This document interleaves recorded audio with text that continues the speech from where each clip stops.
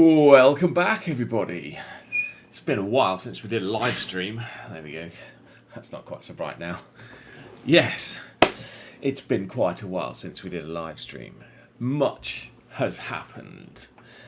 Much has happened. So, quick recap. What we're doing, we're trying to build pick and place machine software. And we're focusing on the process side of things before we get into all the machine operations side of things.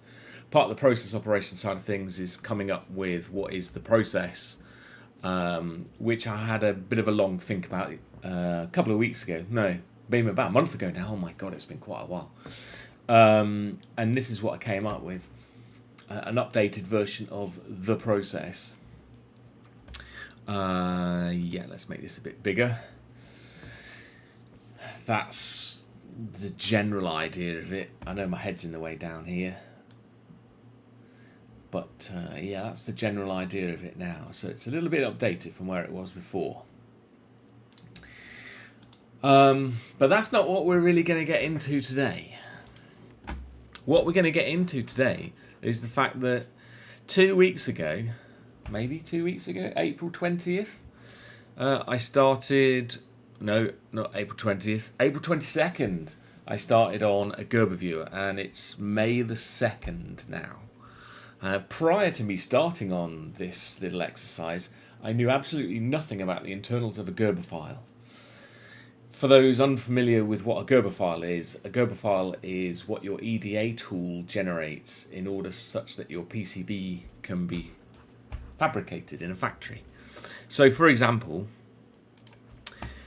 this is what an EDA tool looks like with a design.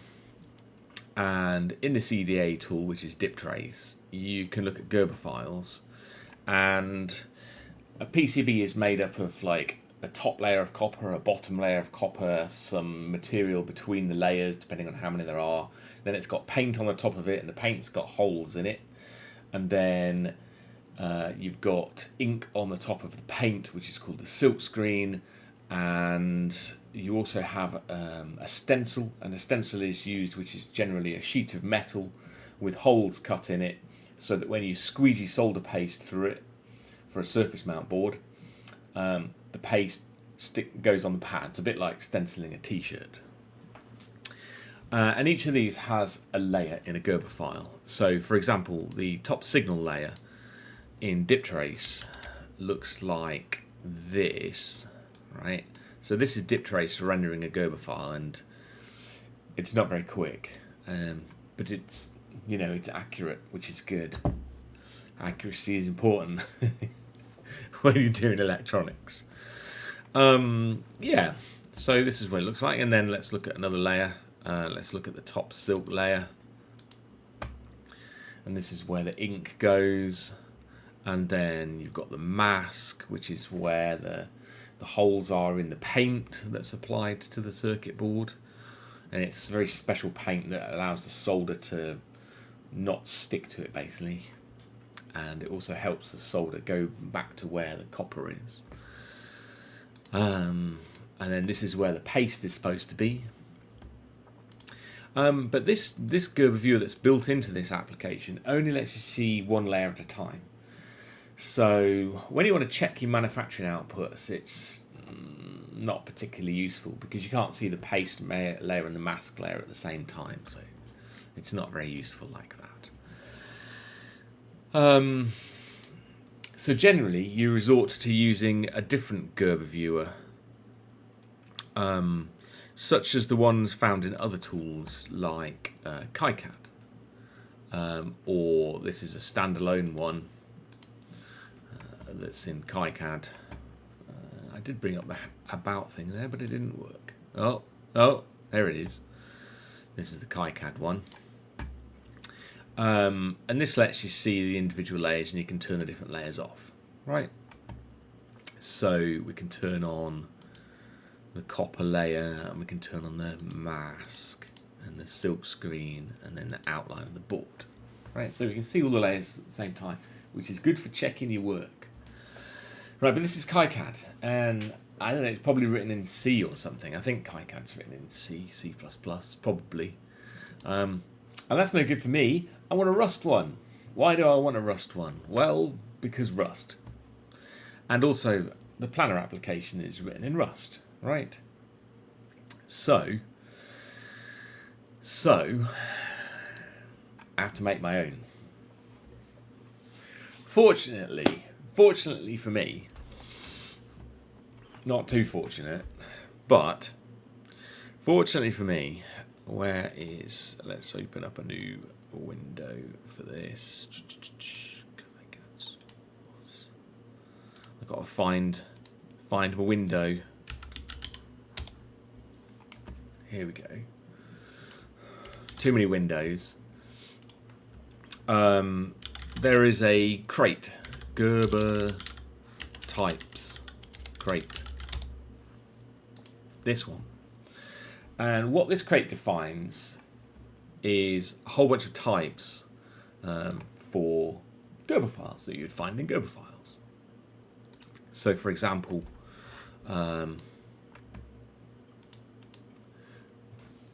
this is an example where it generates a gerber file using a series of statements. Right, so it creates a vector of commands, function codes, extended codes, and all this kind of thing. Yeah. Okay, so what is all this kind of thing? Yes, good question. What we need for that is the official Gerber specification. So we're going to look at the Gerber X2, and then somewhere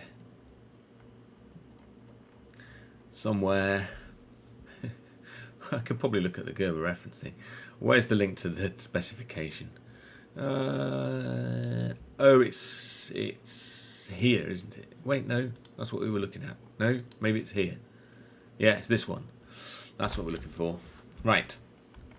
So the specification defines what's in a Gerber file, the file structure and the things that are in it, and how they're all supposed to work. So I didn't know anything about Gerber files like a couple of weeks ago. I generated plenty of them. But it's like the situation, you're using a word processor and you're saving a document and you want someone else to read it, so you print it out on a piece of paper, right? That's how we used to do it. Or these days you export it to a PDF and then you give a PDF file to someone.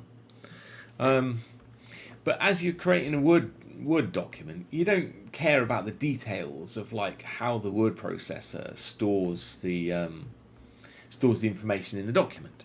And this has been the way with me, EDA tools, and giving things to manufacturing companies. I've not looked at the detail of a Gerber file. Only when your PCB comes back and like the pads are rotated 45 degrees from where they're supposed to be do you then stop and look at the Gerber files and try to work out what the hell is going on. Yeah. So, Gerber files are kind of weird. So it seems that the process that they use to make PCBs over the years has changed significantly.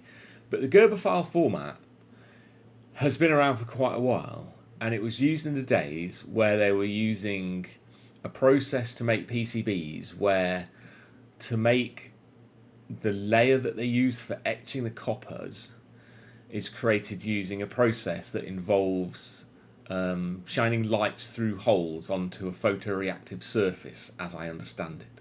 So all the terminology in this is really weird. It talks about apertures, and it talks about polarity, and it talks about flashing. So the idea with the process is you've got a hole, right, and then you've got a light, and you shine the light through the hole, and you've got a photoreactive surface behind it. And depending on the size of the aperture and the shape of the aperture, you get a reaction on the light-sensitive surface behind it, right? And the Gerber file format is basically defining the size and the shape of the aperture, how to move the aperture around, and whether it should shine a light through it that makes the surface brighter, or some other way of making it darker. I don't know if it's a different kind of light or what. I don't know the exact process. So the file format is kind of weird. So for example, you have a square and you get a dark bit, and then you have a clear polarity, so you've got a triangle shape, which is basically like a square but rotated, right? And then you move that over your rectangle, and then you do a reverse polarity, and it makes a hole, and then you end up with this. And then you get a dark circle, and then you move that, and you put it over it, and then you get a strange shape. It also talks about moving things, so draws. So this is where you've got your aperture, and you move it around in front of your photoreactive surface in order to draw lines. And there's different ways of moving around. You can draw around in circles, or you can draw linearly, point to point.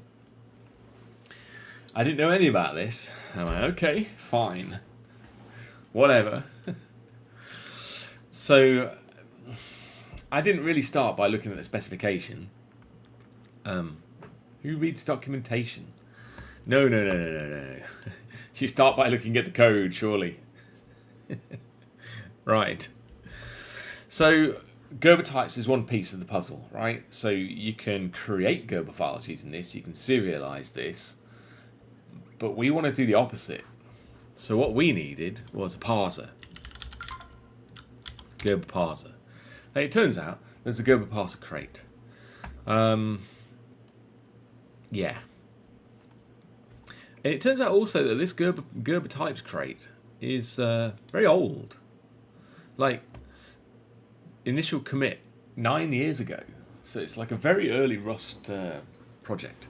But the work that went into it is still relevant today because the specification hasn't changed very much. So yeah, so that was good. So Gerber parser has a dependency on Gerber types. Gerber parser is used to read the Gerber files. However, for my Gerber files, it didn't work so well. I needed to make quite a few changes to it. Now, it worked very good, but it didn't work with the files that I had. Probably because the author hadn't been testing it with files exported by diptrace or KiCad. I don't know what they were using, but they weren't the ones that I was using. Film and a lamp, now it's a screen, yes. More complex designs, machine time, now it's just copper weight. Yes, the process of making PCBs has changed a lot over the years. So in modern PCBs, the negative polarity, it turns out, is not really used very much at all. I haven't found yet, I haven't looked very hard, but I haven't found yet any recent examples of Gerber files that have negative polarity in it.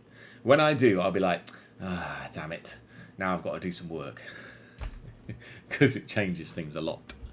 Anyway, so we've got a Gerber parser, and the idea is, this is how you use it. You say, you've got a file, open it, you get a reader, great, and then you get a Gerber doc, which has a series of commands, and the commands come from the Gerber types crate, and you either get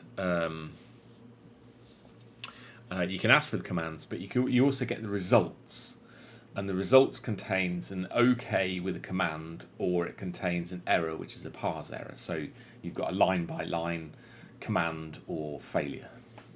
Right. Okay, let's look at some code. Here we go. So this one. Okay. So I started creating a crate. And obviously it's had quite a bit of work done on it over the last 2 weeks. I've been very focused on this. And I'll run the app in a little bit and show you it. But let's look at the code first. So it's using eGUI. It creates a top panel with a menu, and one of the things you can do from here is add layer files. And this calls open Gerber inner, which picks a file and then eventually adds a Gerber layer from a file, and then it uses parse Gerber to open the file. It uses the Gerber parser to parse the file, creates logs, then pulls out the commands, and then returns the Gerber doc and the commands to whatever called it. right? And then what happens is some state is created for the application, and then a color is generated for the layer, and then a new Gerber layer is created. And the Gerber layer is stuff that I've created. The Gerber layer doesn't have a dependency on the parser, which is important. It only has a dependency on the types. So if you wanted to write your own Gerber parser, then you could. And you can use the Gerber viewer and the Gerber types to render your Gerber. You don't need to use the existing parser. This is important. So, it creates a new Gerber layer. It gives it the commands and the path. So, Gerber layer, and this is where we're getting into the weeds now. It builds primitives, calculates bounding box. What's a primitive? Yeah, good question. So, in order to render a Gerber file, you need some kind of drawing API, right? And we're using eGUI, and eGUI is tightly coupled with ePaint. And since we're already using eGUI for the GUI, it makes kind of sense to use ePaint for the drawing. Fine.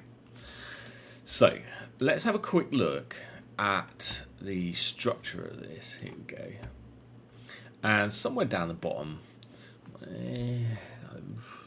we've got a paint Gerber. So this is how it draws the shapes on the screen. Right? So it takes a Gerber primitive, which isn't a type that is defined in the Gerber types crate. This is one of the types in this crate. And the Gerber primitives that we've got are circles, rectangles, lines, and polygons. Right? And it needs to render them. But before it can render them, it needs to have a translation and a zoom level. So the paint and Gerber function takes in a view state which has exactly that, a translation and a scale. Right. It also takes a reference to the painter, which is provided by eGUI. You go create a painter and it gives you a painter. And you say, I want to paint in this rectangle. And the painter has a boundary. And there's a couple of flags for it as well. And also a colour. Okay. So it basically just iterates over all the primitives, creates a colour from a sequence, if the setting is on, and then it renders the primitive. Right, but how do we get primitives? Well, that's where we go from the Gerber types to the Gerber primitives. So the Gerber primitive structure, or enum, looks like this: circle, rectangle, line, and polygon. Right, and then let's have a quick look at how it builds the primitives. So the build primitive is where a lot of the hard work for this is. So to build primitives, you have to go over the list of commands, understand the commands, and then create shapes based on what the commands are trying to tell you to do. Right. And that's where it gets fun. So there's all kind of commands in Gerber files. Let's look at an example Gerber file. So,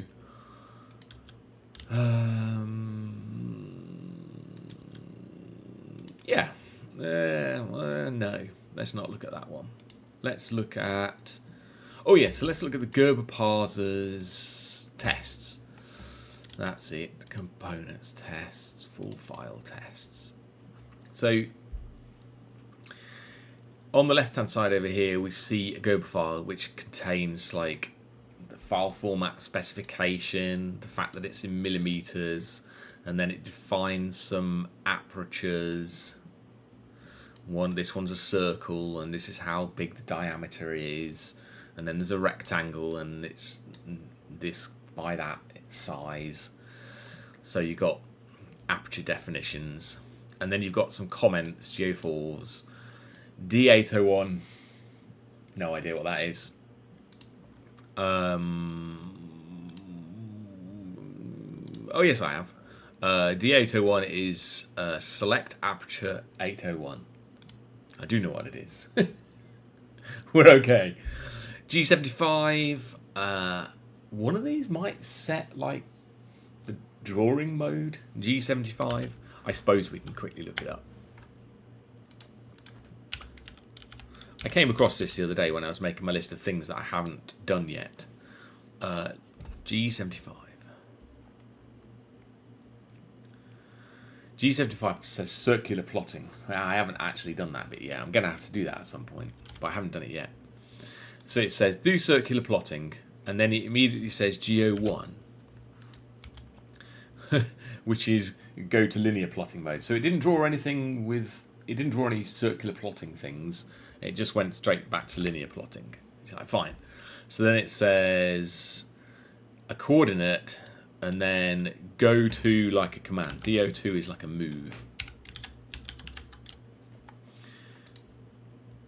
DO2 moves the current point, right? So we need to remember a current point. We need to know what mode we're in.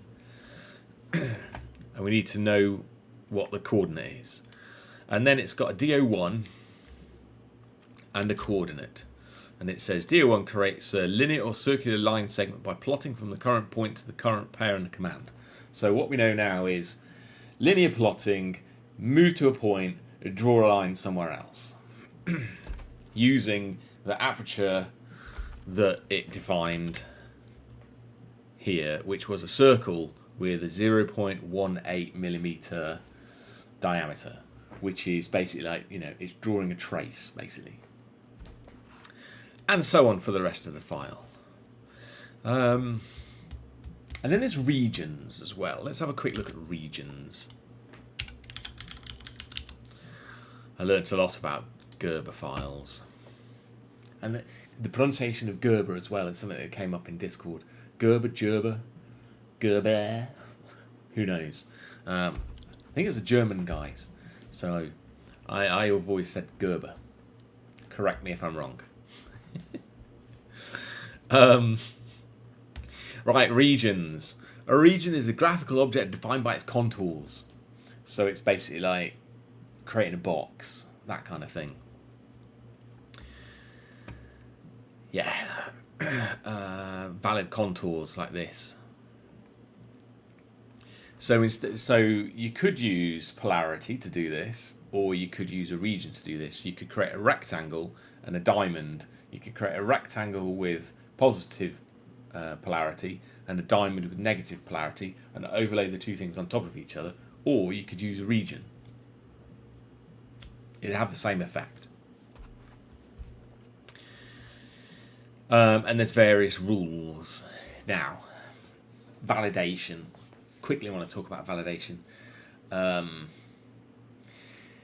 Gerber types crate doesn't do validation. The Gerber parser crate doesn't do much validation. Like, it does maybe some. For instance, if you've got a polygon and it's got less than 3 points, then it can't be a closed polygon because all polygons have to be closed. Otherwise it would be a line, right? So there's only minimal validation in the Gerber parser. So it gives you a bunch of commands, and it's up to you as the consumer of the commands in order to validate them. So you can get lots of bad commands. So there's potential for things to go completely and utterly wrong or be completely and utterly invalid. So for instance, you know, like an unclosed region, for instance, could be a thing that happens. When we encounter bad Gerber files, I guess we'll add handling for them. But if you just always assume all the Gerber files are valid, you know, let's do that to start with. That's what you've got to do. Error handling. Error handling's complicated. So, if we assume that the Gerber files are all valid and run with it, that's what we've done. Back to the example. And then it's got a command at the bottom here, MO2, which means end of file. So, you know, that's an example of a Gerber file. So I was like, great, that doesn't seem too bad. So then with my renderer, I tried to load up one of my files that I exported. You know, after adding like basic things like rectangles and stuff to the gerber. It didn't go well. It didn't go well. Right. So back to the renderer code. So the gerber viewer needs to know about all the different type of apertures that you could be rendering. So one of the things that it does, which is the second pass, we'll come back to the first pass in a minute. The first thing it has to do is go through the list of commands to find the aperture definitions. And we're going to ignore this bit. We're going to ignore all this bit for now. Right. Yes. And then this is the line of code that you need if you're doing a regular Gerber file with no macros in it. All the stuff that I just skipped over was what you need for the macros. But we'll come back to the macros in a minute. So what's it doing? It's basically remembering that you've got this line and the fact that 801 is going to be used somewhere else in the file, and it needs to know the details of it. Right? The Gerber parser has parsed this line into an aperture kind, which is a standard kind, which is an aperture. An aperture can be either a circle, a rectangle, oblong, or polygon, or a macro. Right? And then each of these has their own definitions, Gerber definitions, of what a polygon is, or what a rectangle is, and so on, and how they're defined in the Gerber file. And it's basically parse the file, put it in the structure. That's what's happened there. So we've now got a list of aperture definitions. Apertures, insert, code, and then whatever the thing was. Great. The next pass that it does on the list of commands, because aperture definitions can appear anywhere in the file, but you can't reference them until they're defined. Yeah, right. So the third pass is collect the primitives and handle the regions. So you have to go, am I in a region? Yes, the command means something else. Am I not in a region? Then do a draw.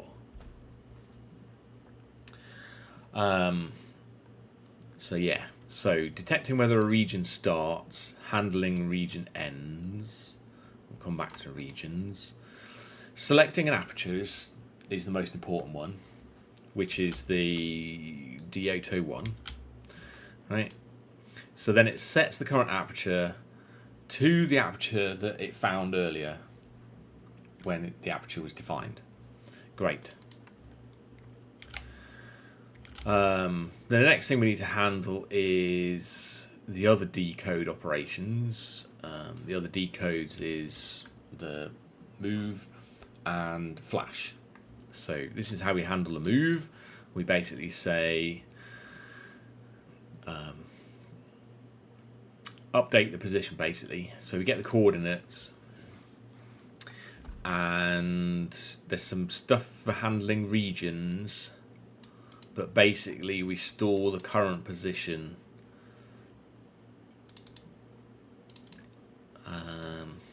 Yeah, this gets updated with the coordinates, and then we store that coordinates in the current position. And then we've got interpolation, which is where you're plotting essentially, because it's not draw. Because if your interpolation mode is linear, then you draw a straight line. But if it's like drawing an arc, then you have to work out where the line goes. It's not just a straight line between the two.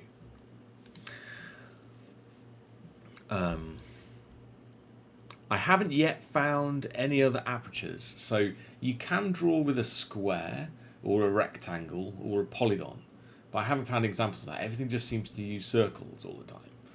But there's still more work to do in all this. But you know, we will come to these as we get there. So interpolating using a circle, which is basically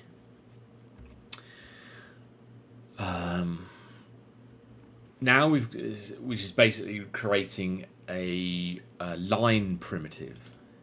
So we've got the current position, which is now the end of the line, and we recorded the current position when the move first started, which is the start of the line. And then we've got a line. We start the line. And for a sequence of moves, we create a sequence of lines. We could create a single path and then render that as one go, but that's not how I did it. There's many ways to do this, but we just create multiple lines. I suppose I could go back and update this to use a path now that I know about paths, because when I was doing this I didn't know about paths.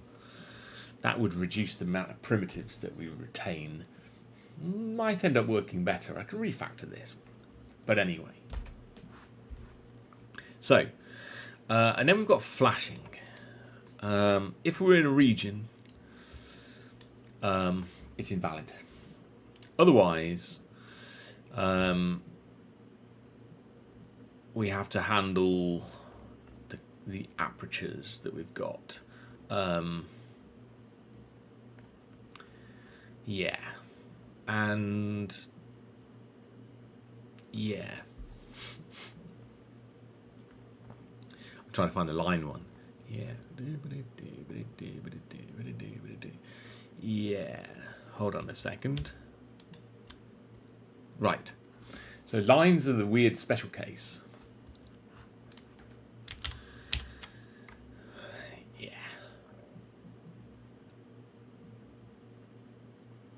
Yeah.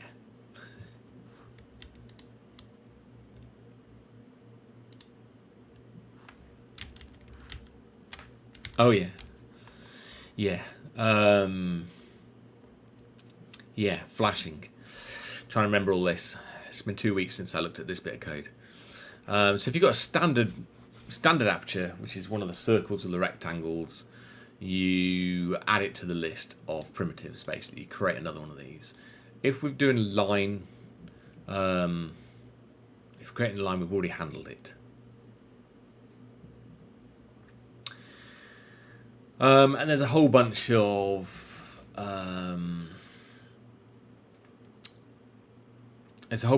math basically involved in working out how to go from the aperture definitions parameters, such as the center of a circle, its diameter, and so on like this, into a Gerber primitive that which we can pass to the eGUI painter. So the primitives are closely coupled to how we paint them using eGUI. And this is basically how they're sort of translated. Yeah. Yeah, so that's basically the main part of the Gerber processing. And everything's fine. Everything's fine. Until you realise that most Gerber files that tools I use use macros. So Gerber macros. Let's look at Gerber macros in the specification. Macros.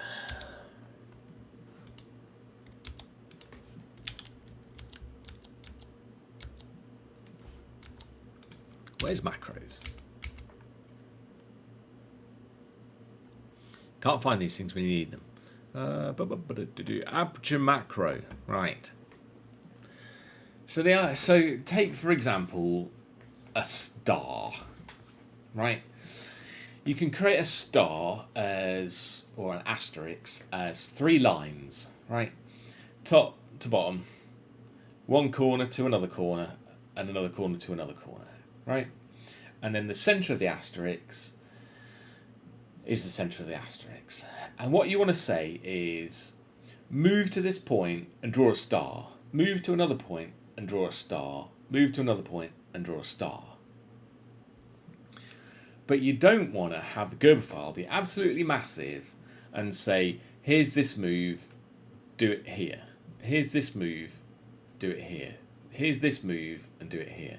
And then go somewhere else and repeat the same things in the actual Gerber file. You don't want to do that. You just want to say, move to a point, draw a star. Move to a point, draw a star. Right? Hopefully that makes sense. So a macro is a way of defining random shapes like stars, for example. And the star is defined by, the asterisk is defined by like 3 lines. But you could actually, draw a proper star, the 5-sided pointy things, as a series of lines. But you'd probably just use a polygon for that. I don't know. Maybe you want a star with a hexagon in the middle or something. I don't know. Who knows? Who knows what you want? But anyway, you can use macros to do it. So, example of a macro. They tell you about the macros and what you can do with it. And here's an example of a macro. So it starts with %am, and then it's got the name, and then it's got a bunch of stuff, and then it ends with a %. And then it's got comments, and each line has got a star on the end. And then it's got primitive definitions, so 21 means vector line, 1 means something else, and which is a circle, that's where it's defined. And you can use the various other different types of primitives. Right. So, yeah. Now, macros generally use arguments. They're kind of useless without an argument. You could do a macro without an argument, but it would only ever draw it at the same place because all the coordinates would be absolute, right? So when you're using a macro, you say, go to a point, draw the macro. So you've got the current point, and the current point is where the macro is drawn. But also in your aperture definition, you have arguments for the macro. So the aperture definition line, is there an example of it using it in here? Let's see. The aperture definition line, yeah, here's one. Right, so you've got the macro definition, AM, and then you've got the usage of it, AD, and then it says 10. Right? But if you wanted to change the size of the hole, you could pass that as an argument for this aperture definition. So you've got arguments. Variable values from AD command. So a donut, variable size donut.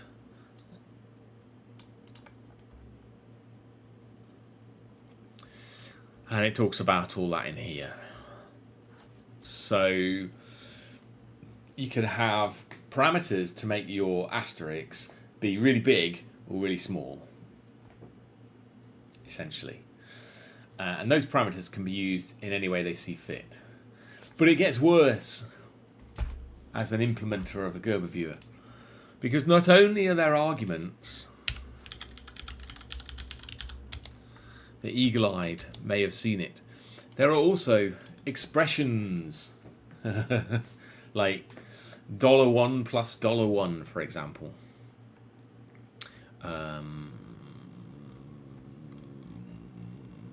Where is it? Arithmetic expressions. So you can add things together, you can subtract things, you can multiply things using an X.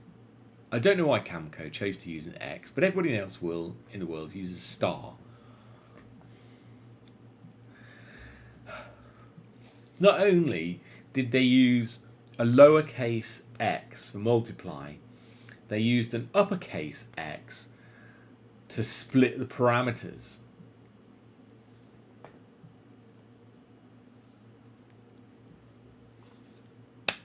You know, everyone else uses like commas and semicolons as list separators, but no. Not Camco. They did it like this. Aye. And then the corresponding AD command is like this. So it's like you've got X for multiply, and you've got X here for argument separation. Oh, yeah. It's kind of a crazy specification. And elsewhere in this file, they say the advantage of this is it's human readable. I mean, it kind of is, but also using uppercase X's in these things, it's just not very readable, but never mind. Anyway, so arithmetic expressions, they've got some examples here. So you can go $2 plus 100 times 1.75. So you need to support all that as well. Gerber types doesn't do macro expansion. Gerber parser doesn't do macro expansion. It's not the remit of either of those two crates to do it. Gerber parser needs to parse into the Gerber types. So, in order to do this, in order to render files, I needed to create some pull requests. So wrong button. In the corresponding crates, we needed to improve the macro support in Gerber types, which involved updating the Gerber types with all this stuff, basically. Yeah. So we needed to properly define what macros were in the Gerber types, and also make it so that if you've got a Gerber type of macro, you can serialize it. And we needed to update the various different types that they can be. So any argument can either be a decimal, or like a floating point number, or it can be a reference to another variable, or it can be an expression. And it turns out that the Gerber specification is confused with itself. And in some places it lists the data types like this, and it says the types you can have are integers, decimals, and strings. But then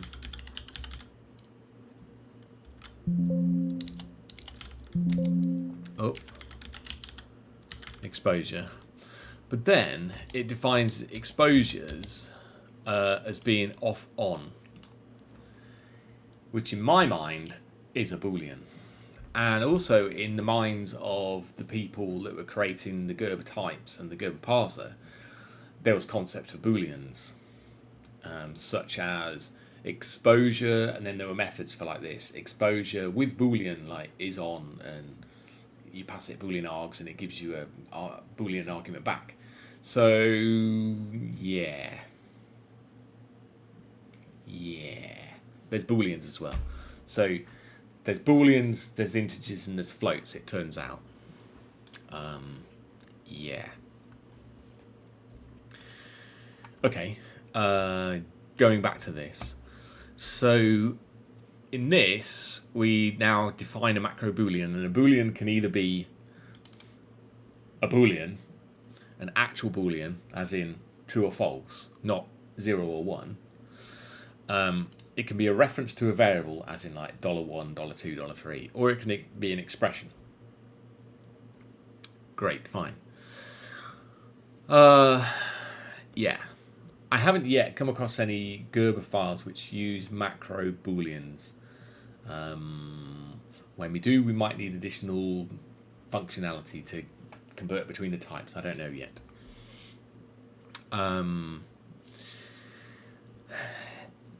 we've got macro integers. Had to add that. Yeah. And then that required changing some of the primitives in the Gerber types to use values which can come from arguments or expressions, because previously they were hard-coded booleans. But when you're trying to render something and the argument for the boolean is an expression, you can't parse the file unless you've got some way to store the expression or the reference to the variable, if the only type that you can store it in is a boolean. So it wasn't any good. So we needed to update it. I changed the API for the booleans, and for the booleans with the exposure, because exposure on false reads really weirdly. Plus it was using like a boolean anyway, so deprecated it, and now it takes a macro boolean. Similar things for the vector line primitives and the other ones with regards to the exposure. And let's see what else we've got. Serializing things changed a little bit.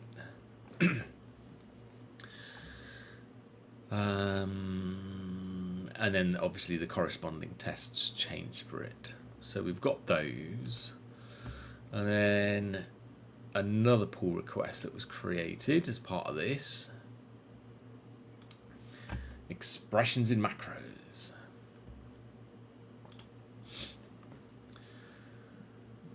So,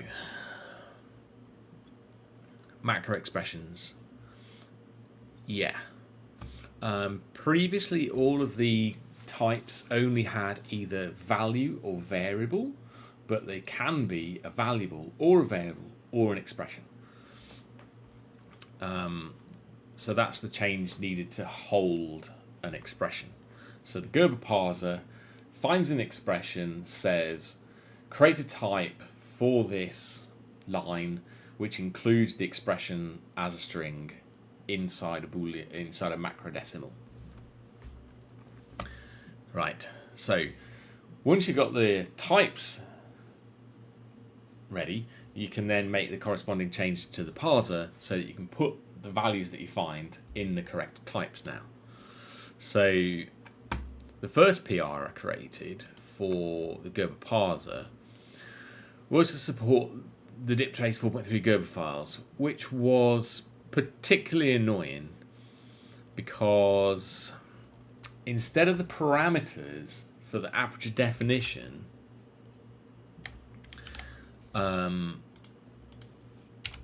let's have a look, %AD. Instead of the parameters appearing on one line like this, right, the parameters were split onto multiple consecutive lines, which turned out to be really annoying. Yeah. Let's have a look at the Gerber parsers. So the problem we had,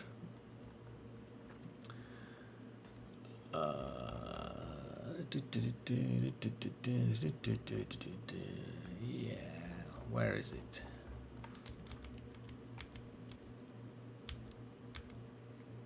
Yeah. The parameter definitions in diptrace are split over multiple lines like this. So it had, the macro definition, not the parameter definition. But there's so much confusing terminology. The primitive definition, for a macro as part of the aperture macro was split onto multiple lines. Here we can see that. So in other macros, all of this stuff would be on one line. But in diptrace, I don't know why, they're split onto multiple lines. But the parser was written in a way that it goes parse Gerber inner, and then it goes, where is it? Parse line. So it's only expecting to deal with whole lines. that was a problem. So we had to change the Gerber parser so that it then has a parser context which holds the current line number and the remaining lines, so that when it encounters a line which is incomplete, it can then read the next line, and so on, and so on, and so on, until it finds where the end of the line should normally be. So in the case of a dip trace file, it goes, this is fine. It starts with percent and ends with star. Great. No problem. Then inside of a macro, you're supposed to have multiple macro primitives. In this case, it reads 415, right? And the line ends with the comma, and it doesn't end with a star. It's supposed to. So if there's no star at the end of the line, then it has to carry on reading until it finds a star. Yeah. So, changed it, and now it does that. So you can insert like arbitrary amount of spaces and it'll still be fine. And it also has to deal with trimming white space and a whole bunch of other things like that as well. Right. So that's one of the changes that we had to make. The other annoying change that we had to make to support dip trace was the fact that the commands in the Gerber specification,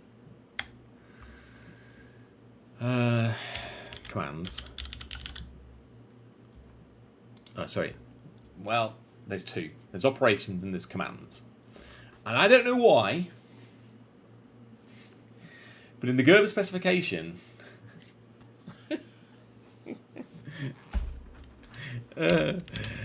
aperture.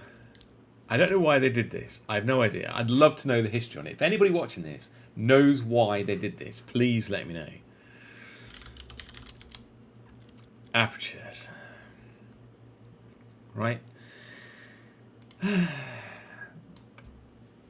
When you're defining like an aperture, when you say I want to do something, you go D and then you give it a number and then it uses that definition to do stuff.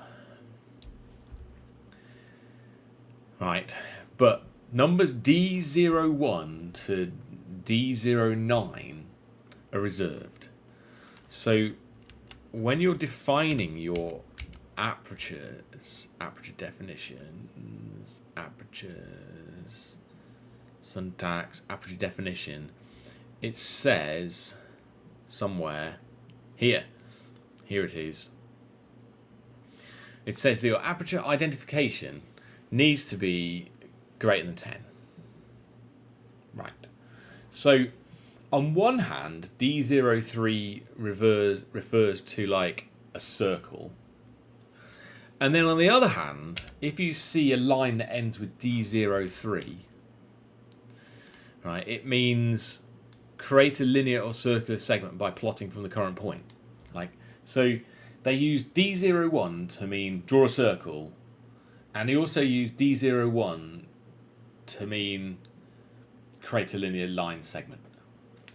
Why did they use like the letter D for both of these things and also use DO1, DO2, DO3? Quick look at the file. So, for example, so easy. So here you've got an operation, right? But if you see D at the start of the line, it means select an aperture. Right. And then it gets worse. You think, how could it possibly get worse? Trust me, it does. I don't know why, but dip trace, when they're using the operation, and why was it not called like O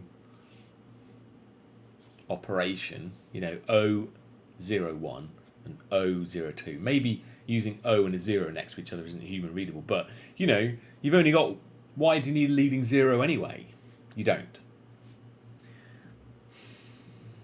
So, if they had operation and it started with a 0, with an O, and then you had operation 1 and it was 1, and then in your file you'd have X, Y with numbers after it, and then O, and then a number after it for the operation. Why they didn't do this, I don't know. Anyway, it creates lots of confusion. It's not good. I don't like it. Still, there we are. Anyway, so it gets worse because in the tip trace files, the operations which start with the letter D, they omitted the leading 0. So fine. So then we have to add support for that as well. But then it got worse. Because not only did they omit the leading 0 for the D01, D03 operations, they also omitted the leading 0 on the aperture selection D01 to D03 commands. So we had to add support for that. So then there's lots of faffing that we had to do in the Gerber line inner, where we look for the start of the line, and then if it starts with a D, then it's supposed to be something, but it might not be, and life was pain. So there was a whole bunch of changes in order to support the fudged up dip trace output. So yeah, that wasn't fun. So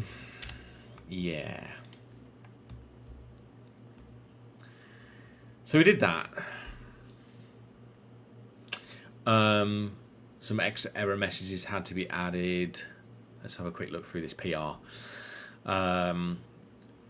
Some regular expressions needed to be changed to support the missing 0, with the extra little, I don't know, might be optional, this kind of thing.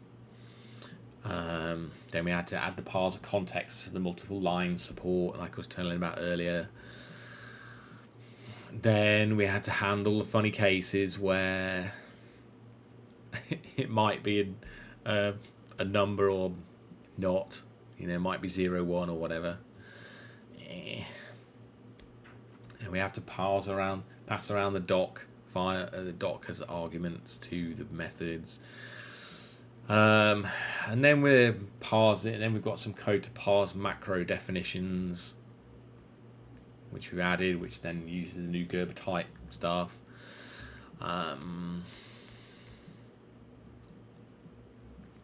More parsing of aperture definitions, lots of changes for that.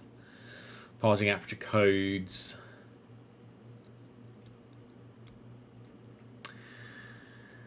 Changes to support aperture selection, which is the D01 command as opposed to the D01 operation. Changes for that. Changes to the parsing for that. Cleanup of various different things using transpose, which turns out to be very useful. I didn't know about transpose. I never really used it before. It's where you go from like an option of a result to a result of an option and vice versa. It's quite handy. It makes code like this like way easier to write. Transpose. So there was that, and then we've got the same changes there. And then we've got partial coordinates. Yeah, have to pass partial coordinates because it might be missing things. Yeah. And then the tests to go with it. Great. So that was all good. Right. And then my Gerber viewer was able to render a file generated with dip trace. Yeah, sort of. It had some issues with polygons, which I'll come to in a bit. So it rendered lines fine, and it rendered circles fine, and it handled aperture definitions, and the macros were and that was working. and it was all fine. The aperture definitions was all fine. I hadn't added macro support at this point. Then in DipTrace, I got the files from, where is it? From this, exported them to an Eagle board file, and then imported that into KiCad, and then exported the Gerber files from KiCad to see what the same design, same Gerber files exported from a different tool looked like. I was in for a shock. Gerber parser. Yeah, I was in for a shock. Yeah. Oh boy, was I in for a shock.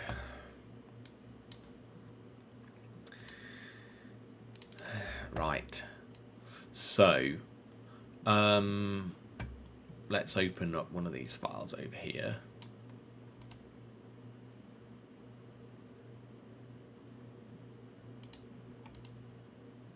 Oh, close other tabs. That's what I'm looking for.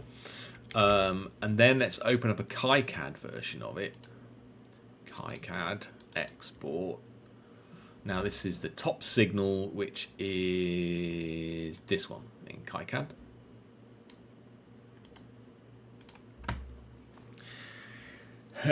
So DipTrace looks like this.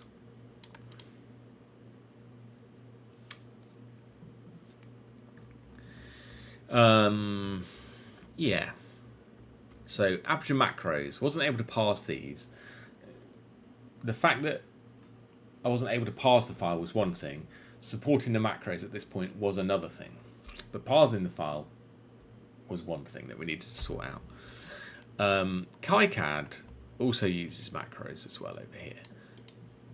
But in the DipTrace version, there was no arguments. So wherever there was a different size shape, it created a new macro which defined that sized thing, and then when that aperture was then used, it didn't have to use arguments. So DipTrace's use of macros doesn't use arguments. KiCad, however, does use arguments, which is good because it makes the rest of the file smaller, which is good. Using macro is good, but only if you have macro support. Otherwise, one of the other things that's noticeable in here is that when DipTrace exports a Gerber file, it doesn't export any metadata that goes along with it. I haven't dealt with the metadata yet, but the metadata is used so that when you're looking at a Gerber file in a Gerber viewer, such as the KiCad one, when you click on something, it can give you a list of the things that are underneath the mouse pointer so that you can select them, for example, which is very useful. So you're like, what is this? Where's this random shape come from? So KiCad has that, which is very good. And in order to do that, it exports metadata for the macros, and when it uses, when it draws shapes or creates a region, it puts metadata next to the start of the region so that it can find it. So in my Gerber viewer, I would essentially have to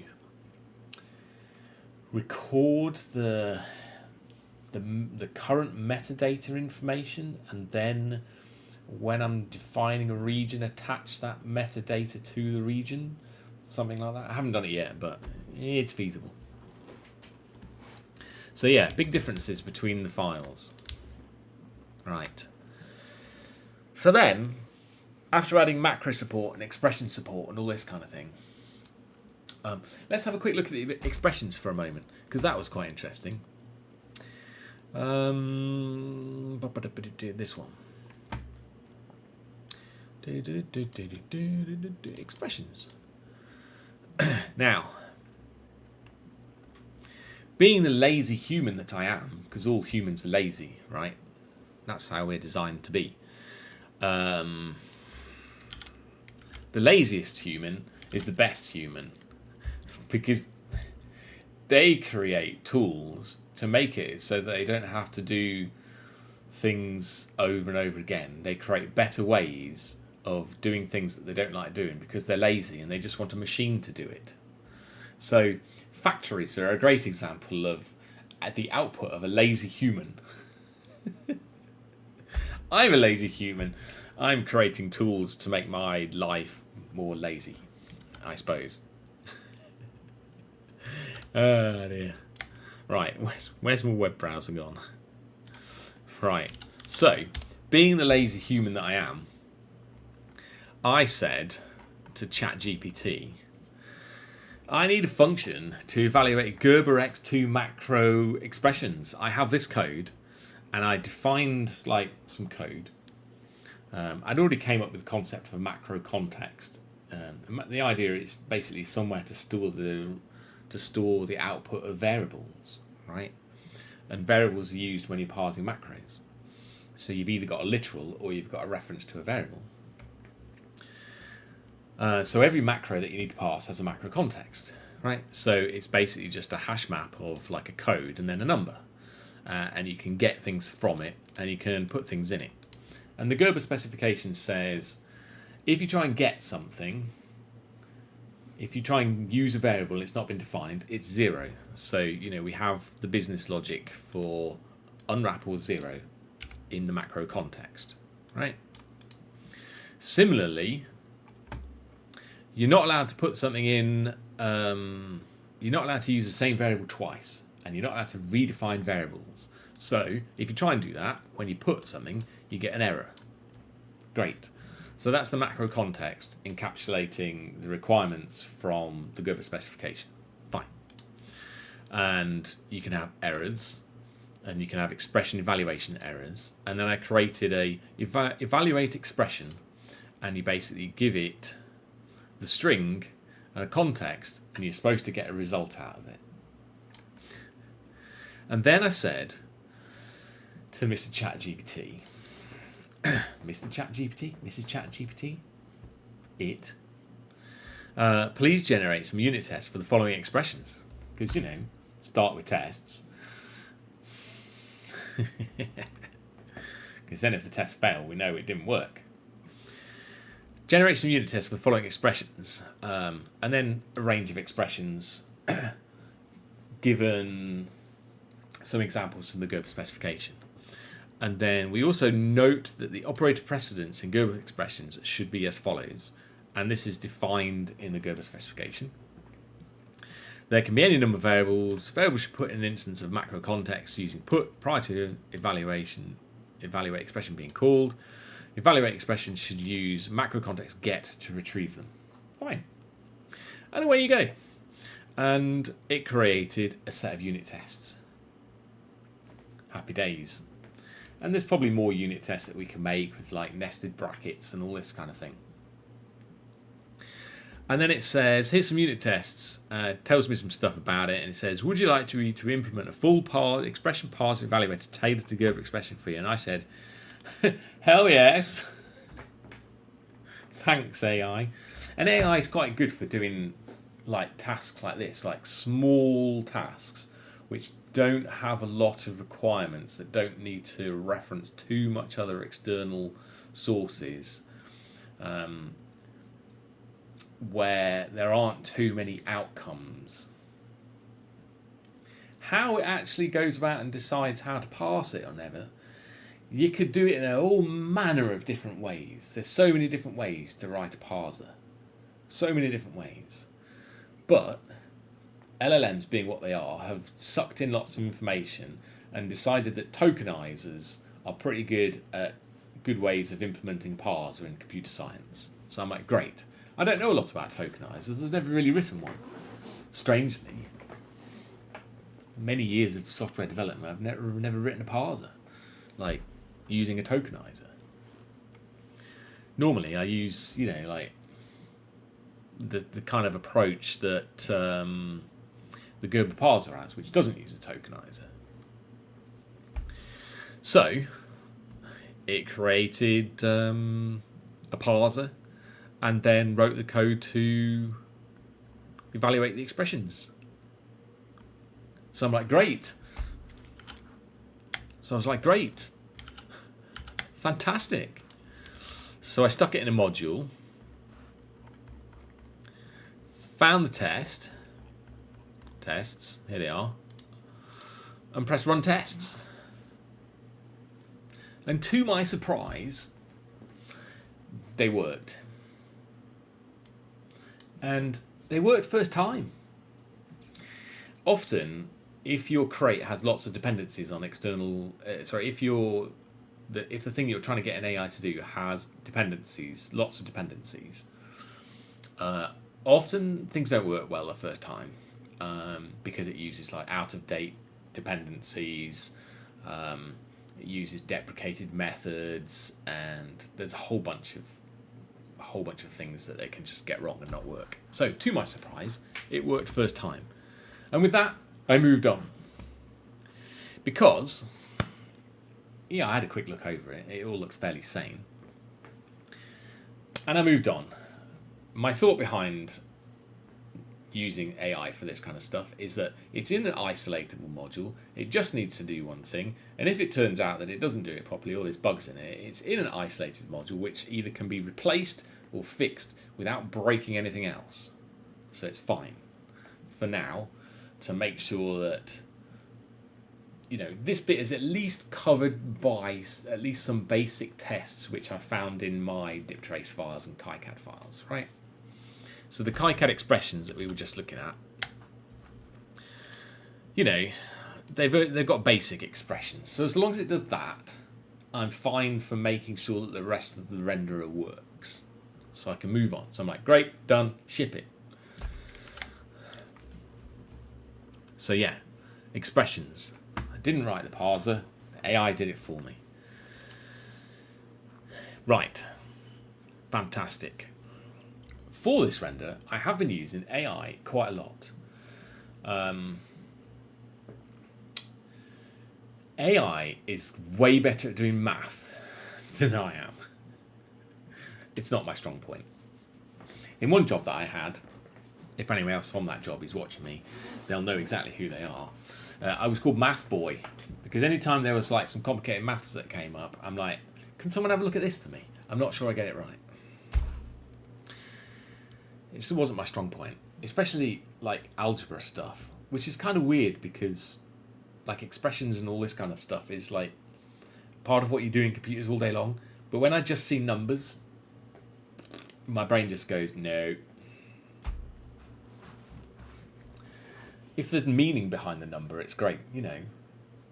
6 times 3 is width times height. Okay, it means something to me now. But if I see work out this algebraic, refactor this algebraic expression, and I just see A, B, C, D, it's like, my brain freezes up. So AI is fantastic for doing this kind of thing, which is great because I've got loads of stuff like that to do. But the pick-and-place machine behind me, which is back in the office now, I'm going to be using AI quite a bit for some of this stuff, I think.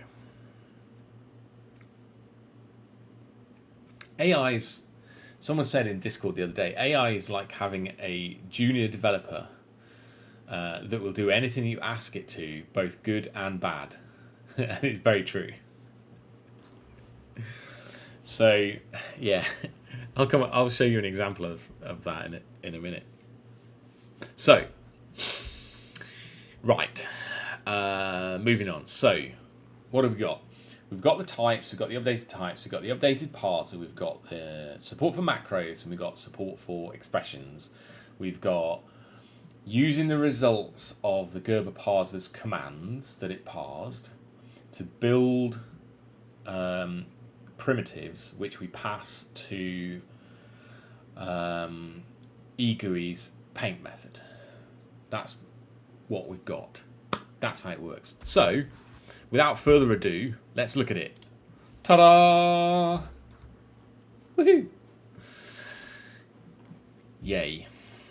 Not only that, is that that's just for one layer. So I did one layer to start with, and then I refactored the code so that I can display multiple layers on top of each other, which basically involves doing all those same steps again, and then just painting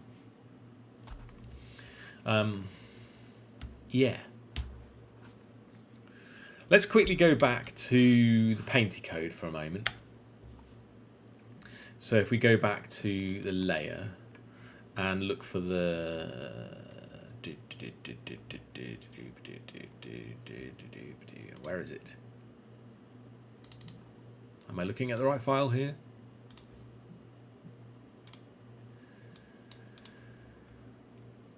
Oh, yeah. There it is.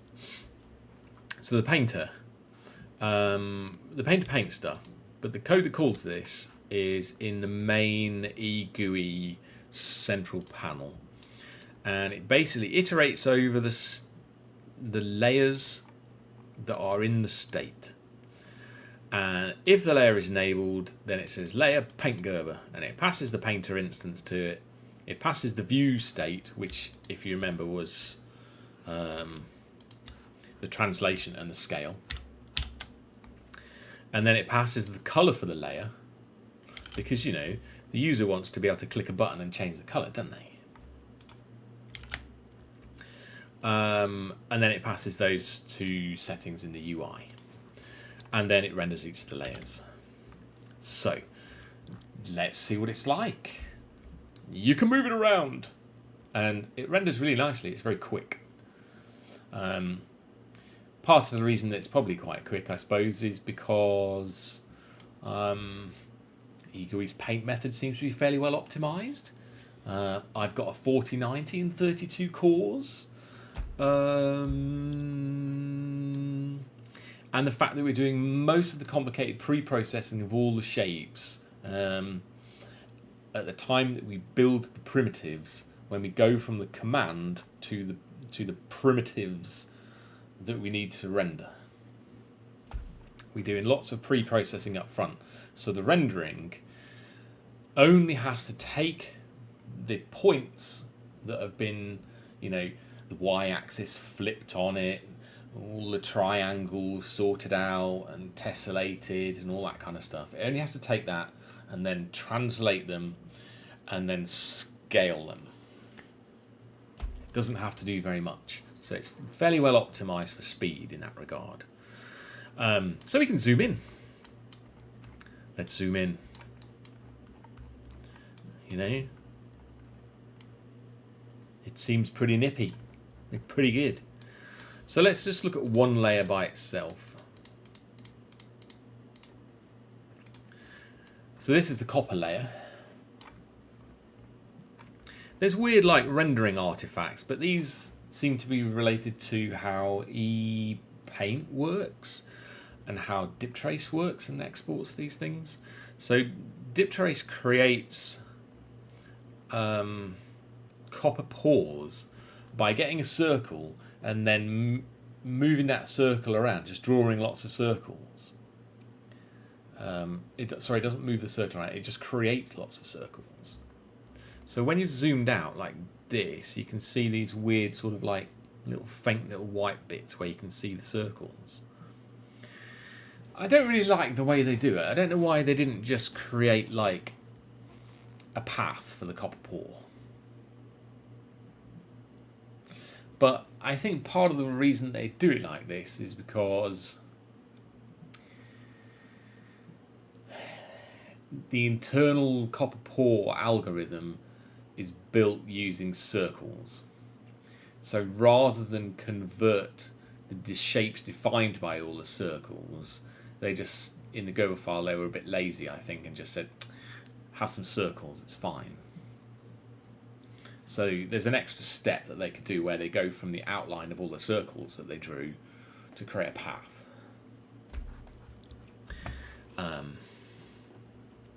So, you know, if I knew that the file was coming from DipTrace and I saw lots of circles there, I could go, oh, maybe we should hold on a minute.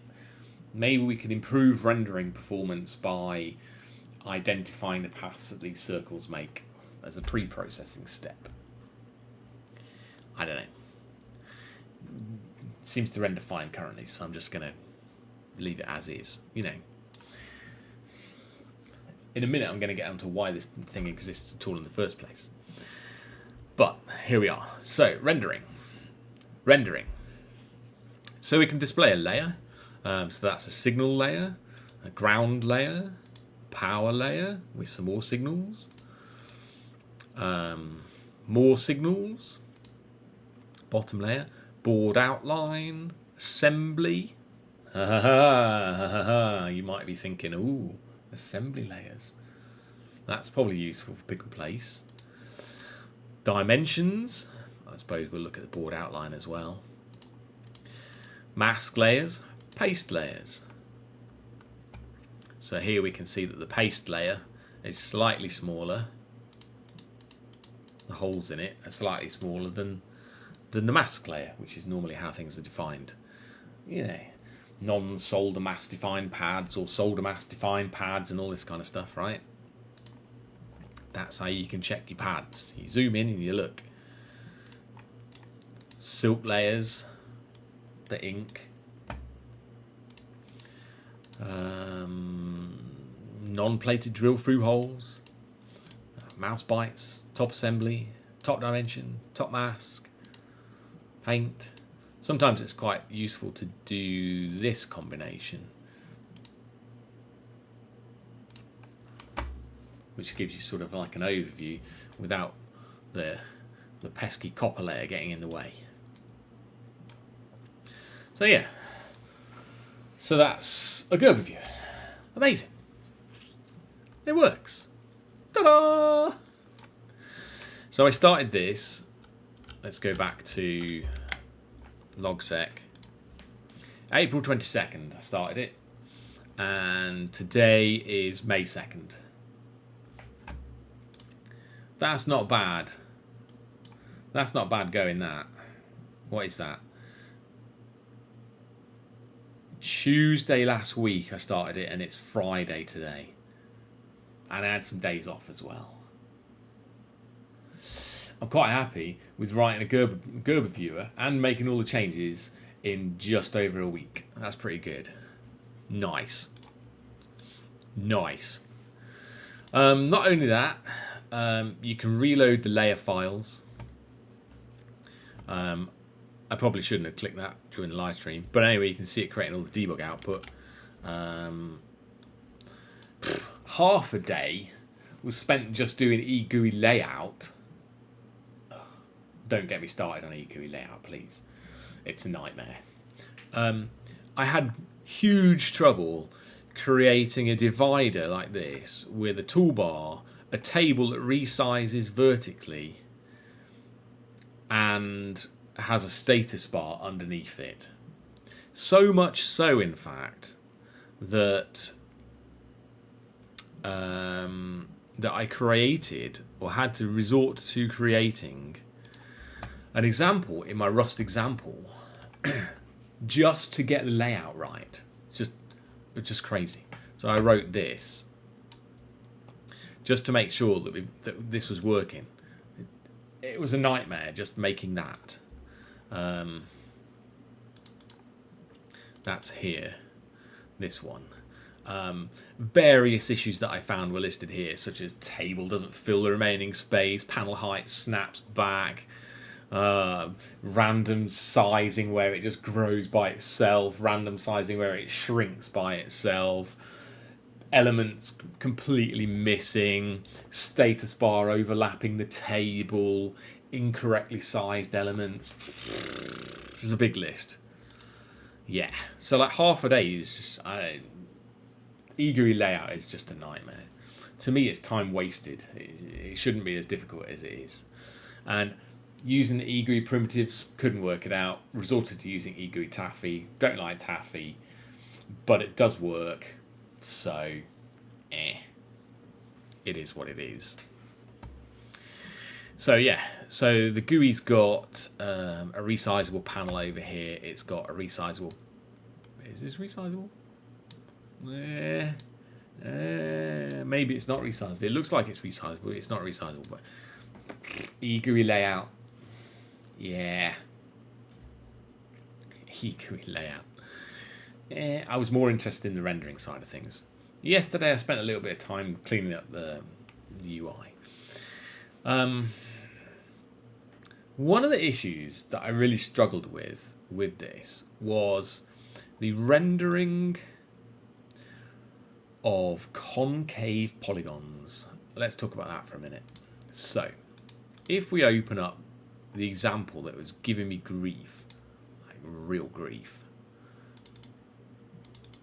this was the example. You think, it looks alright, what's the problem? Oh no, oh no. It's a concave polygon. It's a concave polygon. Concave polygons, it turns out, in computers are a pain to deal with. A concave polygon, well, a convex polygon would be one that doesn't have these chunks cut out of it. As in, these chunks get cut out. So if it had those things there, it would be a convex polygon. But if it has cutouts in it, it's a concave polygon. For a convex polygon, it's easier for a computer to render it because it just draws a bunch of triangles from like one of the corners, I suppose, and then just goes round it until it's generated triangles and it's fine. But with a concave polygon, concave, you remember it by going, there's a cave, you go in caves, caves are holes, concave. A concave polygon needs tessellating into triangles, and then you have to try and render the triangles. Now, being unfamiliar as I am with the ePaint API, being totally unfamiliar with it, my naive attempt to render a concave polygon involved tessellating the polygon into triangles and rendering the triangles individually. That did not work out well. There were many rendering issues with like triangles going all over the screen and taking up the entire area. Triangles that don't align in the corners. Triangles that have lines between them where they should meet and it should be a solid fill area. And I probably lost half a day to the rendering of... No, it was half a day. It was like a whole day rendering concave polygons. I was using AI to help me with it. It suggested a few things. But the AI, like a junior developer, can be stupid sometimes. So I said, these triangles aren't rendering. Like, why? There's artifacts between them. And went through the process of like trying to identify why the triangles weren't working. Went through the process of like trying to make sure the floating point precision rounding errors weren't causing the problems, so that the corners of the triangles from one triangle and another triangle, the edges of them, use the same coordinates. Deduplicating coordinates that were next to each other within a certain amount of space, and all this kind of nothing we did, me and the junior dev AI, would fix it. And then I got to a point after trying like a couple of different tessellation libraries and going through all this, I'm just like, there's got to be something else that we're missing here. There's got to be something else that we're missing. There was.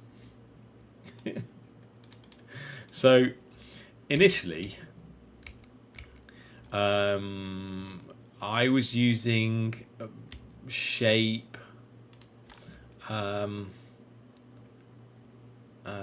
polygon somewhere,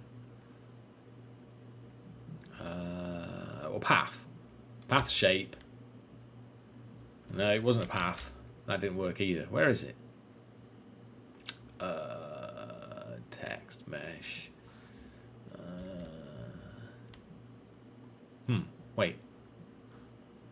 Wait, it wasn't that. It was... Yeah, it must... Painter only takes a shape. It must have been one of these.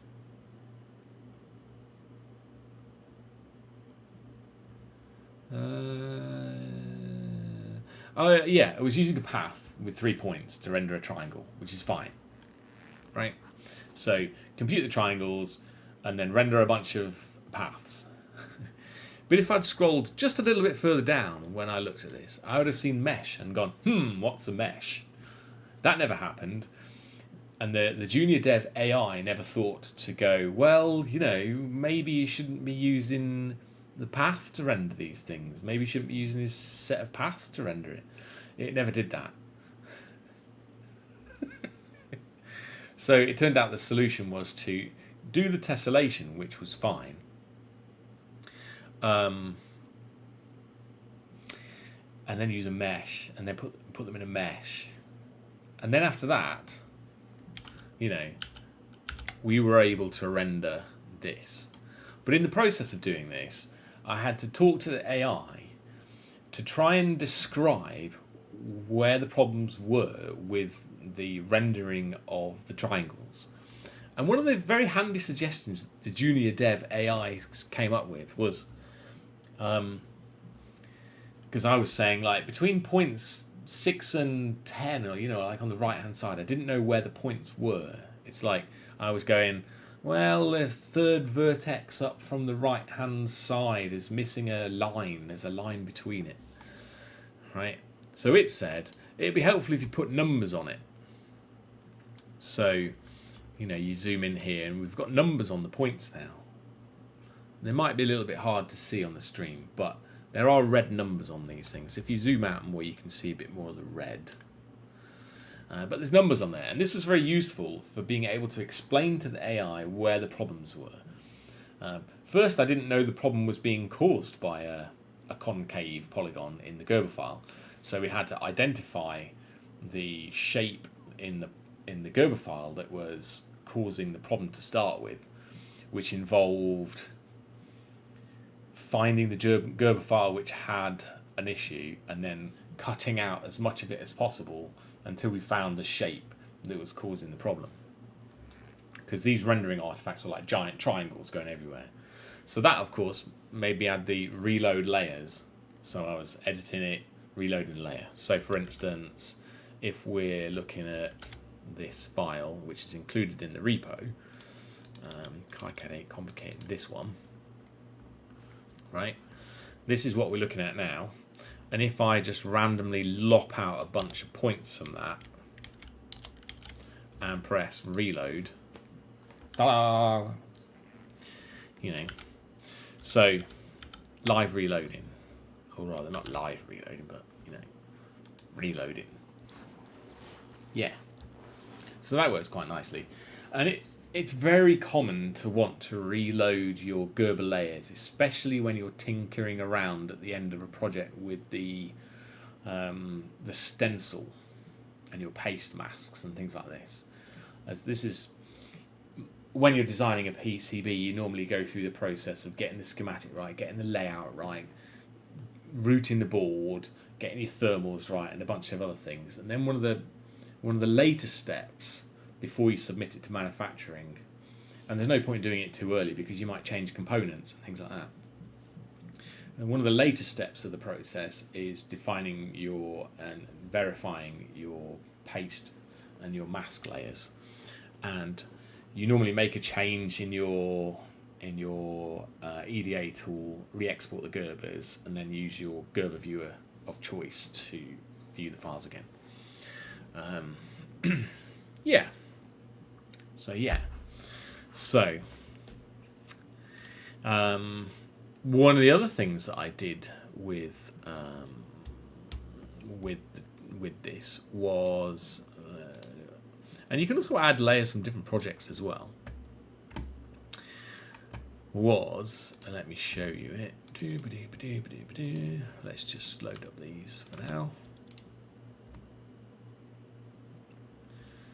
And I've still got this other shape down here.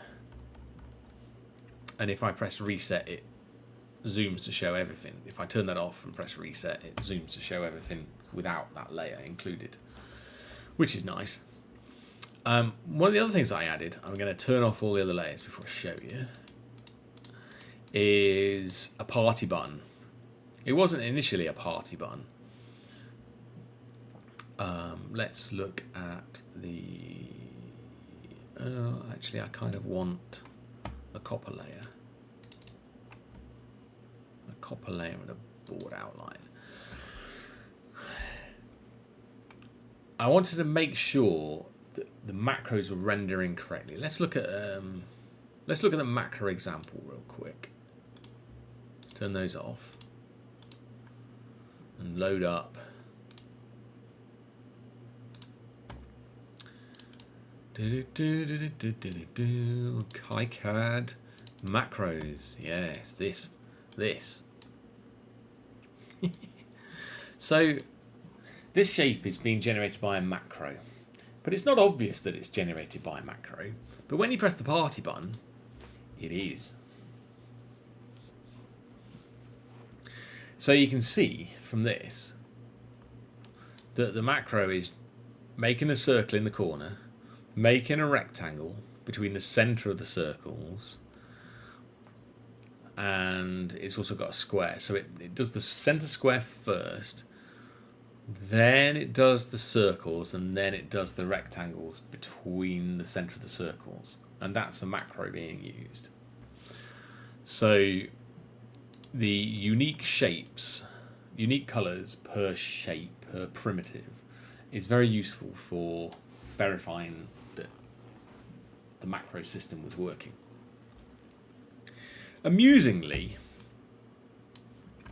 in the process of finding this out and generating the file for it, which we'll just have a quick look at, which is this file, very amusingly. So this was generated by KiCad. So I took a design, deleted everything from it, so that there was just this shape there. Right? And then I asked KiCad to show me what that Gerber file looks like. And yeah.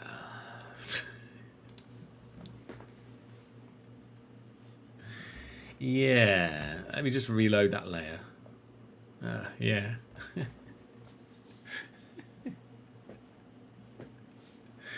Yeah. I think there's bugs in the KiCad Gerber viewer with macro support. So what's apparent to me is that in a week and a couple of days of creating a Gerber viewer from scratch without knowing anything about Gerber viewers, I apparently do a better job of rendering Gerbers than KiCad does. Happy days! Still, there we are. I probably need to submit a bug report to KiCad for that. This is KiCad 8. Maybe they fixed it in KiCad 9. I don't know, but it's version 8 of KiCad. And it seems to have somewhat broken support for macros, which is weird because KiCad generates the file, but then can't render it. Yeah. Yeah.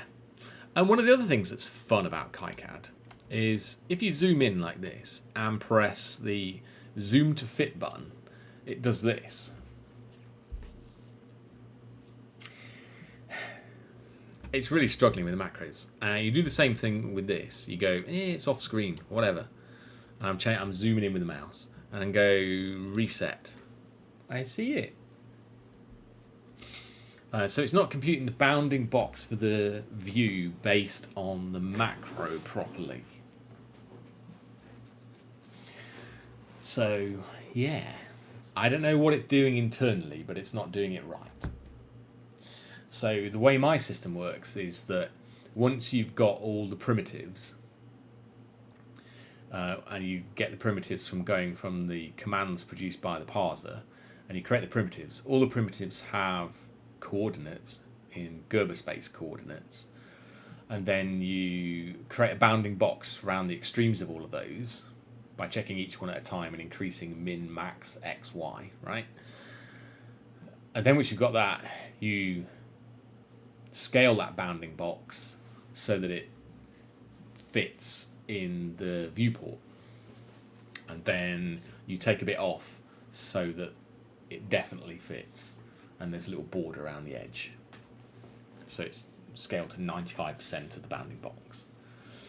And then you set the scale and zoom translation and the scale accordingly. Yes, done. So yeah, so Gerber viewer. Gerber viewer. There we are. So that's an overview of Gerber viewer. Now, why do we want a Gerber viewer in the first place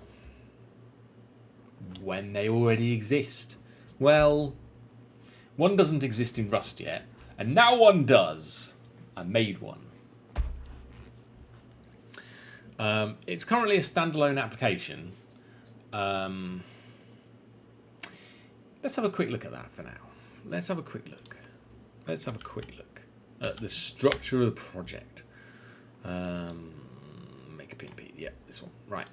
So, the structure of the project for the MakerPnP is there's a bunch of crates, one of which is the Gerber Viewer eGUI source code, which is completely self-contained. It doesn't use any of the other crates in the project as it is at the moment. It's a standalone thing. It doesn't have things like translation. It doesn't use Crux. It doesn't use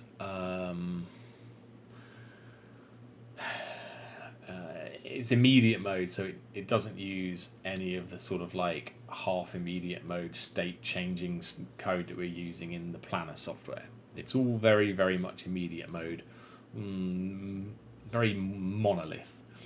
What I was interested in making wasn't the application side of it, but the rendering side of things. So, the rendering side of things is in a self-contained module called Gerber. And if you look in this and look at the dependencies, it has a dependency on eGUI and it has a dependency on Gerber types. Perfect. It does not have dependency on the parser. It does not have dependency on the parser. That's interesting because the parser could, if it wanted to, use the viewer as a dependency and then generate output as part of its series of tests if it wanted to. It could. It could.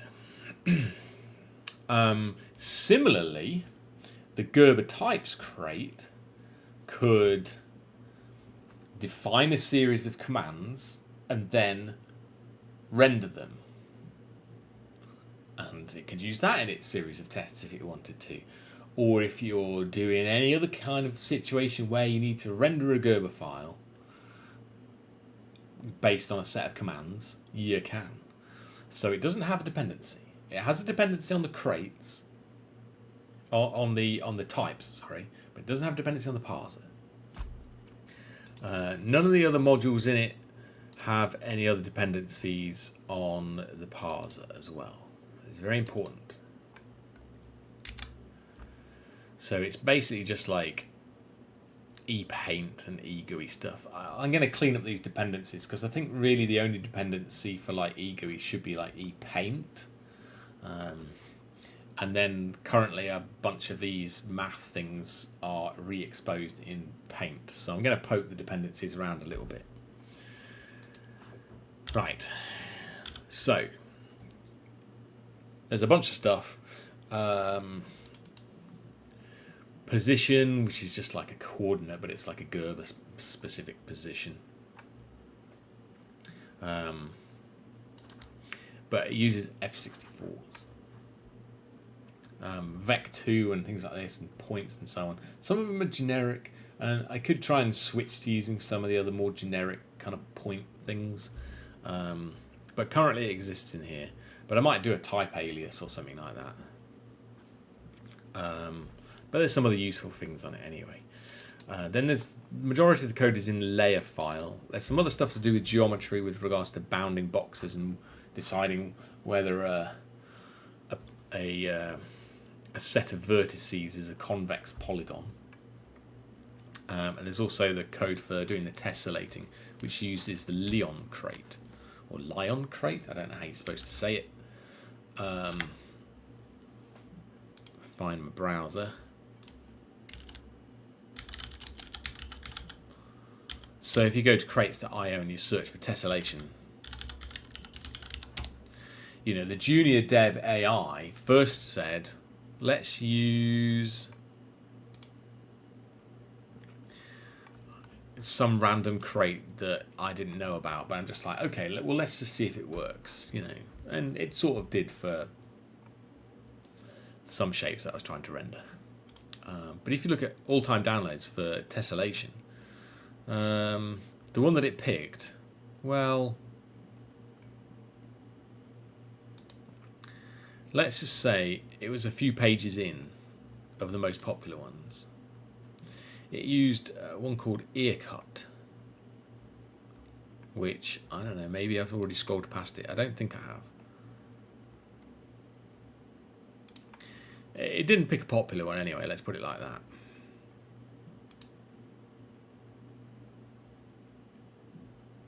Ear clip? Oh, I don't remember. Let me search for it directly. Ear cut. Oh, maybe. I did scroll past it. I didn't see it. Maybe. It says triangulation in it. Okay, fine. So, you know, if you want to do triangulation, it's fine. But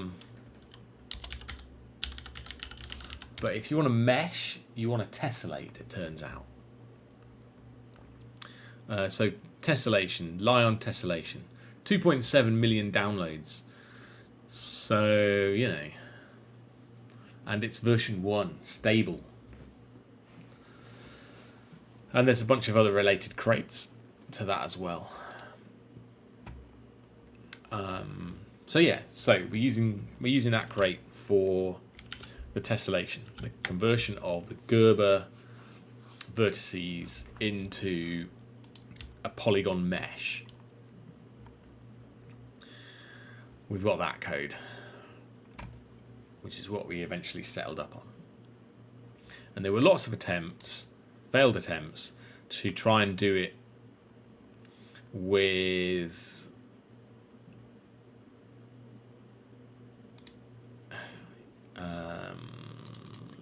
the triangles.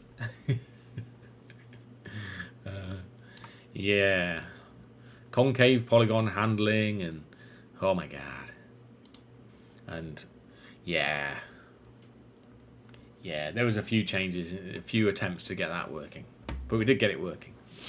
Anyway, let's carry on with the overview. So we've got tessellating, we've got the expression code, which I talked about earlier, which is mostly AI generated except for the macro context, which I defined. We've got a couple of utilities for doing colors, which again I could refactor some of these and maybe use existing methods, but they're self-contained at the moment. Yeah, calculate winding as well. Probably need to move that somewhere into geometry, perhaps. I'm not sure. Anyway, so that's the Gerber viewer code. So it's in a reusable module at the moment. It's not in a reusable crate yet. That is one of the next things I need to do with this. Is extract it from its module, put it in its own crate, so that it's, you know, crates Gerber, I suppose. I don't know. Do I want to call it Gerber Viewer? I suppose. I suppose I should probably rename the Gerber Viewer eGUI to Gerber Viewer App eGUI, and then have the Gerber crate called Gerber Viewer. Really, Gerber Viewer crate. Then it can be reused. Now, where are we going to reuse it? I'm glad you asked. We are going to reuse it in the planner. Okay, it's been a while since we talked about planner stuff. So much so that I've totally forgotten what I was doing. I think the last thing the video was on was data tables, which was quite a while ago. I was working on some stuff to do with data tables, And then I've started adding extra things onto it, like placed and its status and all this kind of thing. And then I'm like, there's something wrong with this picture. There's something wrong with this picture. The process wasn't right. So previously the process was defined as like one or more operations for a process. But it turns out it's more complicated than that. Much more complicated, and it took about a week and a half's worth of thought and refactoring in order to get it where it is now. So let's go back to this little diagram that we had earlier. This one. Right. So it turns out that the process is defined by, and I think I wrote it down in the software, in the code. Let's find it. Planning process. Yes, I did. Here it is. PCBs are assembled using one or more processes. Each assembly project has one or more phases.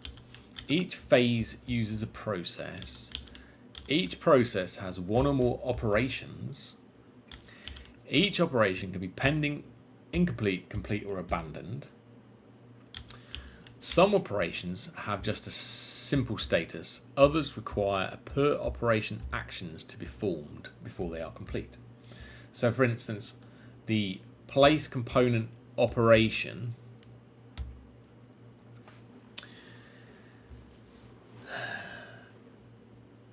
I actually need to update this a little bit. Yeah, I haven't added this on here. And each operation can have one or more tasks. Right. And each task can be either pending, incomplete, or abandoned as well.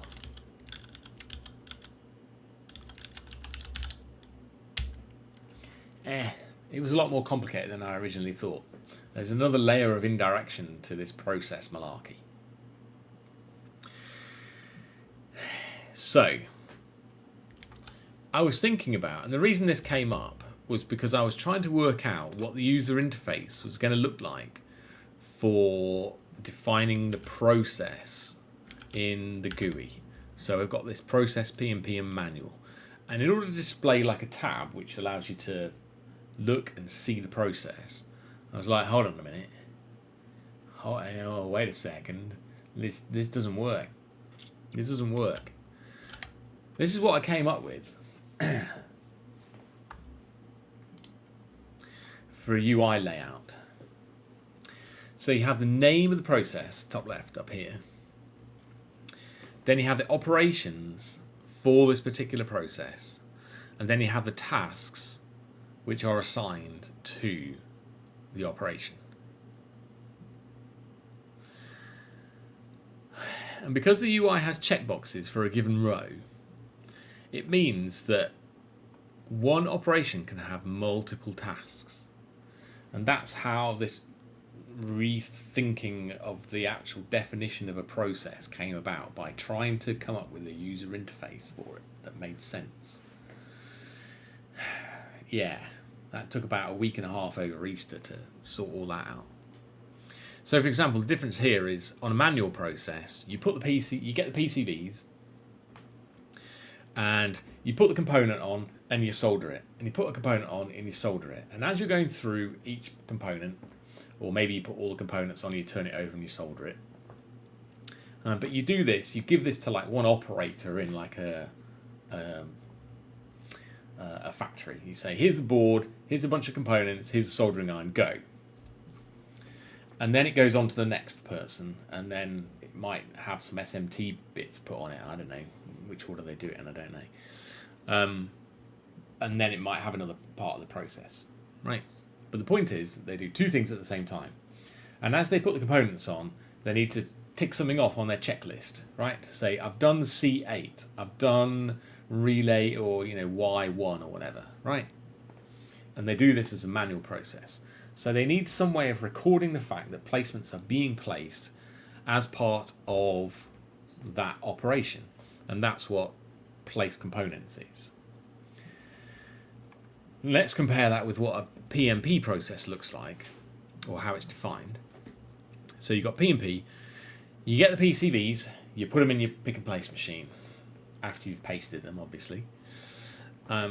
Then you have a list of components, you give it to the pick and place machine, and and you give it the coordinates, obviously, as well. The pick and place machine puts all the parts on the PCB.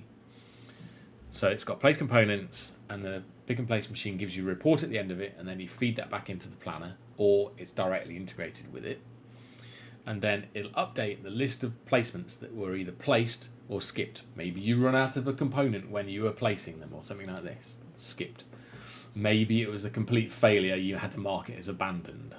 Who knows? Maybe the paste went off while you had a problem with the machine or something. Abandoned. Right. Place components, that's one thing. It's finished, you take the PCB and you put it in your reflow oven. And then you say, I'm done. Yay. So it's a separate process. Sometimes it's a separate machine. For wave soldering, it would look a little bit different, as in you would put all the parts in and then you would put it through the wave soldering machine. And that would look more like a PnP process. A manual process changes things. And this is why we're thinking about making this software work for a manual process as well as pick and place machines. So let's go back and see the changes that we made in the UI that allow us to assemble a board. So say we're doing top through hole as a manual process. You go, well, I can't say I've done manually soldering. There's nothing over here that lets me do it. So you can't complete tasks unless the ones before it have completed. You can't complete or start tasks in an operation unless the operation before it is either complete or abandoned. And you can only start an operation if it's either the first operation or the one before it's are complete. So in this case, load PCBs is the first operation that needs to happen. So we say start. Yay. And then we go, I did it. I found all the PCBs. Yay. And then we go, place components. So we can't complete this. It's only got start. So we're going to say start. And once it's started, you can abandon it. But you can also complete it. But the way to complete placing components isn't through marking it as completed, because that would be a lie if you said you completed it, because all of the components haven't been placed yet. So we say we placed it. Well, we didn't have any of these, we skipped it. We placed it. Oh, well, yeah, we placed it. And then we placed this one as well. And now it's complete. Did you see? It changed to complete. So now we can start the next task, which is manual soldering. And then we can complete it or abandon it. And that's how the process works. And this is the same whether it's a manual process or a pick and place machine process. You say it's complete. I don't know, maybe there's a QA step there as well as part of your process. This is like a manual inspection or reflow all, I don't know, relays. I don't know. But you can have that as a list of things to do in the list. At the moment it renders left to right, but there's probably other ways of rendering it, but this is fine for now. And then we can start another phase. There's still more work to do in making sure you can't start operations on a phase and the phase order isn't used yet, because you're supposed to do all the phases in a particular order, but I haven't added that code yet. But we'll do that at some point. So, yeah. That's where that is. So, now, if you're doing manual placement and you've got a Gerber file, it'd be nice, would it not, if when you clicked one of the parts that you had to place, that you could see the corresponding assembly layer and where the part was. So imagine that these two applications are combined, right? And I click this and it does this. And then I click this and it goes like this. And then I click this and it goes like this. That's what I want. And that's why we've got a Gerber viewer, and it's going to happen. So we've got to export the Gerber viewer to a separate crate. We've got to add Gerber files to the project. So I need to do a UI for that. We need to update the CLI command, the CLI apps also, to be able to say assign Gerber layer to this design variant, for instance, and this side of the design variant.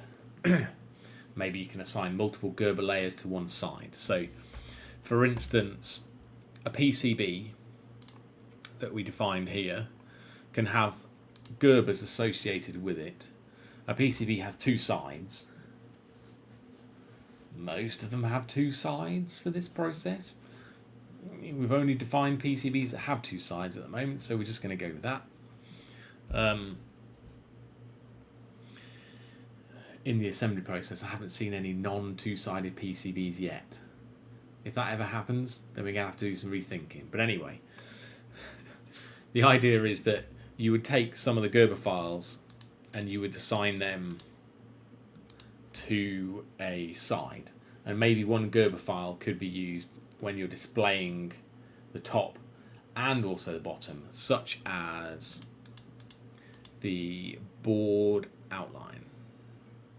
Or maybe you would just assign that to the PCB, actually. I don't know. The PCB as a whole has Gerbers, and then the sides can have Gerbers. I haven't really thought about this too much.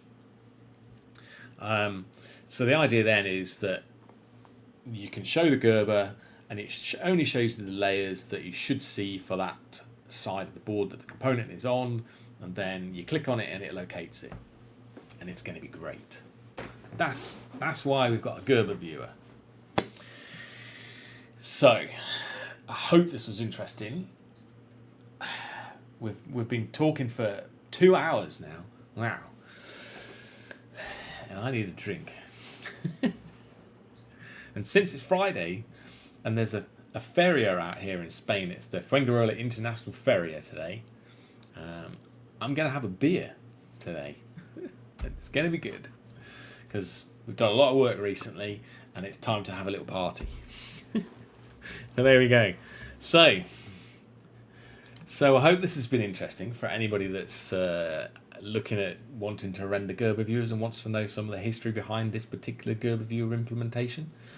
That's why it came about, and that's where it is, and that's the state of it as it is today. And if you want to contribute to it, check out the README on the GitHub repo, and there's links in there for the issue tracker, Discord server, and all the rest of it as well. And the links are also in the description below. And if you like this video, give me a thumbs up, please. Thanks. So, just remember, folks, it's only software. How hard can it be? We'll find out on the next one. See ya.